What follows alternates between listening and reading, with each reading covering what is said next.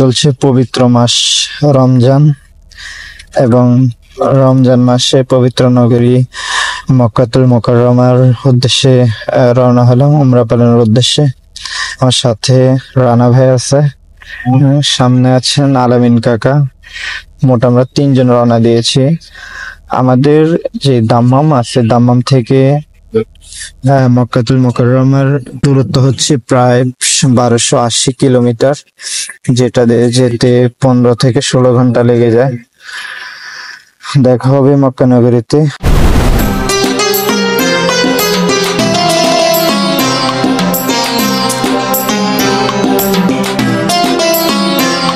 Saudi আরবের নাম শুনলেই আমরা ধুধু মরুভূমির কথা, গরমের কথা এবং প্রাচীন যে ঐতিহ্য আছে সেগুলোর কথা স্মরণে আসে। আর আমরা সেই মরুভূমি দেখতে দেখতে চলে গেলাম আধুনিক শহর রিয়াদে। আর বর্তমানে রিয়াদ শহর এমনভাবে সেজেছে যে আপনি যদি ইউরোপ আমেরিকার সাথেও তুলনা দেন তাহলেও সেটা কম হবে। বর্তমান তথ্য প্রযুক্তি এবং কি আধুনিকতার ছোঁয়া এখানেও লেগে আছে। বিশেষ করে 2034 সালের বিশ্বকাপকে ঘিরে সৌদি সরকার অনেক সুন্দরভাবে সৌদি আরবকে সাজাচ্ছে, আর আমরা যেতে যেতে সেগুলোই উপভোগ করলাম।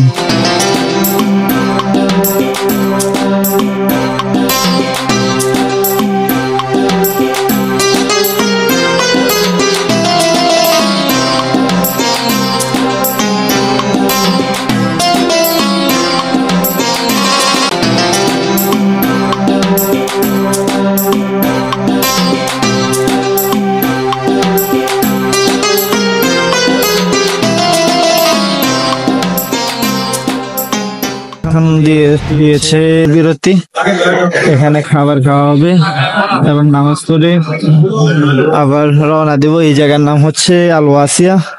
এখানে আমরা খাবার খাবো, খাবার খেয়ে আবার পবিত্র নগরী মক্কাতুল মুকাররমার উদ্দেশ্যে রওনা দেব ইনশাল্লাহ।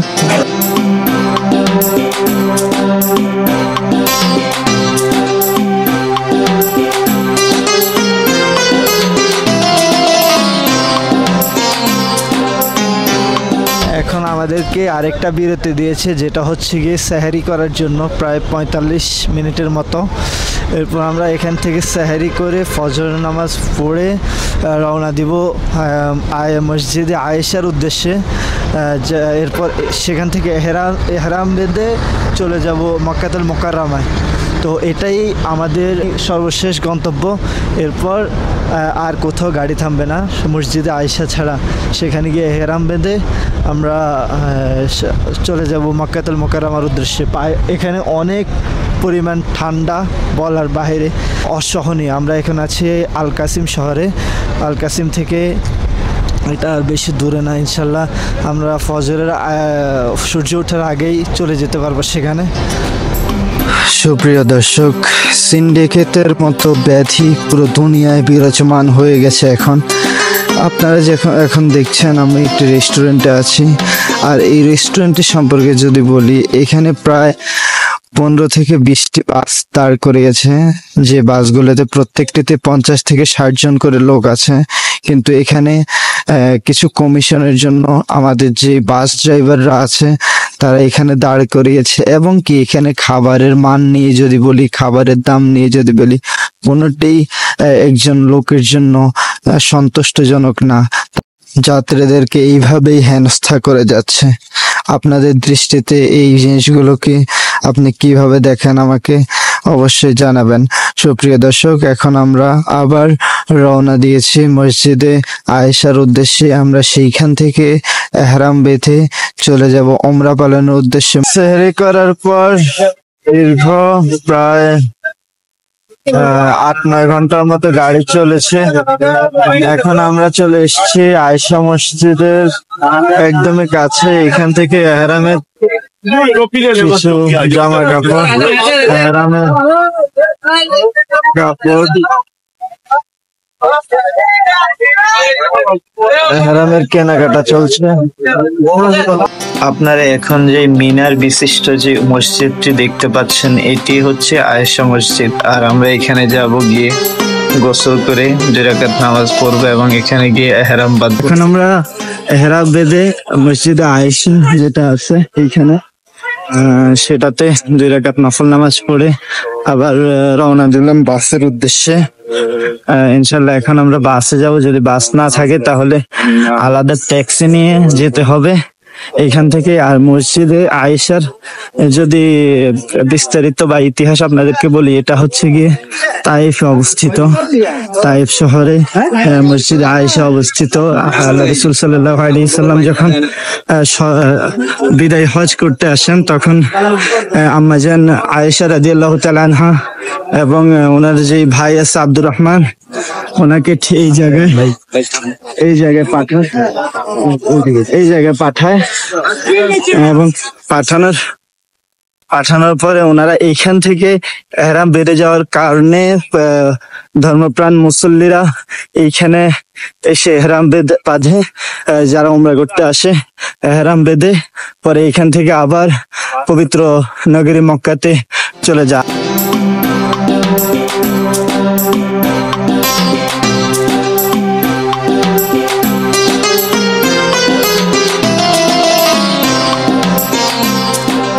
পবিত্র ইহরাম বেঁধে বাসে উঠে পড়লাম, নামাজ পড়ে বাসে উঠে পড়লাম। আমার সাথে আরো লোকজন আছে, বাসের সবাই ইহরাম বেঁধে উঠে পড়েছে, বাকি কয়েকজন আছে। এখন ইনশাল্লাহ আমরা কিছুক্ষণের মধ্যে পৌঁছে যাব মক্কাতুল মুকাররমাতে। এখন আমরা যাচ্ছি সেই তায়েফ শহরের পাশ দিয়ে, যে তায়েফ শহরে রাসূলুল্লাহ সাল্লাল্লাহু আলাইহি ওয়াসাল্লামকে রক্ত মোবারক ঝরাতে হয়েছিল ইসলামের দাওয়াত দিতে এসে, যখন তিনি তার পালক পুত্র হযরত যায়েদ বিন হারিস রাদিয়াল্লাহু তাআলা আনহুকে নিয়ে তায়েফ শহরে ইসলামের দাওয়াত দিতে আসে। তখন কিছু গোত্রের লোক তাদের উপর এমন ভাবে হামলা করে যে রাসূল সাল্লাল্লাহু আলাইহি ওয়াসাল্লামের জুতা মোবারক রক্তে ভিজে যায় এবং কি যায়েদ বিন হারিস রাদিয়াল্লাহু তাআলা আনহু যখন তাকে রক্ষা করতে আসে তখন তার কপালেও একটি পাথরের আঘাতে তিনি মর্মান্তিক রক্তাক্ত হয়ে যায়। আর সেই শহরেই এখন প্রত্যেক কিলোমিটারে 1টি থেকে 2টি মসজিদ রয়েছে। এটা কেবলই আল্লাহ রাসূল সাল্লাল্লাহু দোয়ার বরকত। সুপ্রিয় দর্শক, এখন আমরা তায়েফ শহর শেষে চলে যাব সরাসরি মক্কাতুল মুকাররমাতে।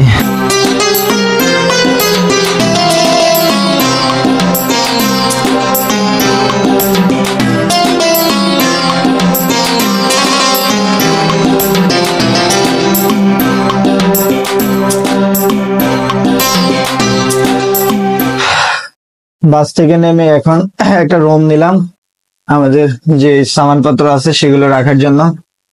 এখন আলাইন কাকা অনেক ক্লান্ত হয়ে গেছে, আমরা উমরা করার উদ্দেশ্যে পবিত্র হারাম শরীফে ঢুকে যাব। উমরা করে এসে পরে রেস্ট নেব এবং ইফতার করব এই রুমেই যাইব। এখানে অসংখ্য কবুতর রয়েছে হারাম শরীফে যাওয়ার পথে, এইগুলোকে আমরা জালালি কবুতর নামে চিনি।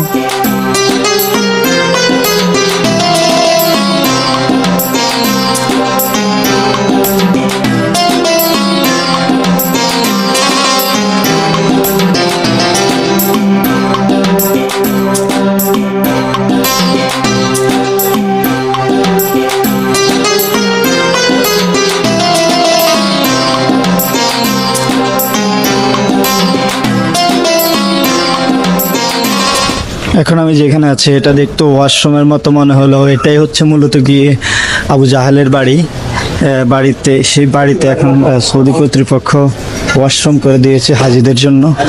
আর যুগে যুগে নবী রাসূলদের যারা বিরোধিতা করেছেন তাদের এই অবস্থাতেই পেলেছেন আল্লাহ পাক স্বয়ং নিজেই। আর এরপর আমরা ক্লক টাওয়ারের সামনে দিয়ে বাবা সালামের মধ্যখান দিয়ে চলে গেলাম পবিত্র কাবায়। বর্তমানে মসজিদুল হারামে অসংখ্য হাজিদের আনাগোনা, আর আনাগোনা থাকবে নাই কেন? কারণ রাসূলুল্লাহ সাল্লাল্লাহু আলাইহি সাল্লামের হাদিস মোতাবেক রমজানে কেউ যদি একটি উমরা পালন করে তাহলে তাকে বড় হজের সমতুল্য সওয়াব দান করা হবে, সুবহানাল্লাহি ওয়া বিহামদিহি। আর এই সুযোগটি কোনো মুমিন বান্দা হাতছাড়া করতে চাইবে না। এই জন্যই আল্লাহর ঘরের কাছে, আল্লাহর ঘরের সামনে এসে উমরা করার উদ্দেশ্যে বিভিন্ন প্রান্ত থেকে হাজার হাজার হাজিরা চলে এসেছে পবিত্র মাস রমজানে। পবিত্র কাবা সাতবার তাওয়াফ শেষে এখন আমরা আসলাম সাফা মারওয়া পাহাড়ে। এখানে ইনশাল্লাহ 7 তাওয়াফ দেওয়ার পর আমাদের হজ সম্পূর্ণ হবে এবং আমরা বেরিয়ে পড়ব। আর এটা হচ্ছে সাফা পাহাড়, আর বিপরীত দিকটায় রয়েছে মারওয়া পাহাড়। আমরা এই দিকটায় 7টা তাওয়াফ দেব। মোট 7 তাওয়াফ করে হজ সম্পন্ন করে আমরা বেরিয়ে পড়বো ইনশাল্লাহ। সাফা মারওয়া পাহাড় সম্পর্কে যদি আপনাদেরকে একটু বলি, হযরত আম্মাজান হাজেরা আলাইহিমুসসালাম যখন ছোট ছেলে ইসমাইল আলাইহিসসালামকে পাহাড়ের পাদদেশে রেখে পানির সন্ধানে একবার সাফা একবার মারওয়া পাহাড়ে যাচ্ছিলেন, তখন ঠিক সবুজ লাইট জ্বলা জায়গাটাতে তিনি দৌড়ে পার হওয়ার কারণে আল্লাহ পাক সমস্ত হাজিদেরকে কিয়ামত পর্যন্ত এই জায়গাটুকু দৌড়ে পার হওয়ার নির্দেশ দিয়েছেন, এবং কি উমরা করতে আসা সকল হাজিরা এই জায়গাটুকু দৌড়ে পার হতে হয় ওনার সুন্নত মোতাবেক।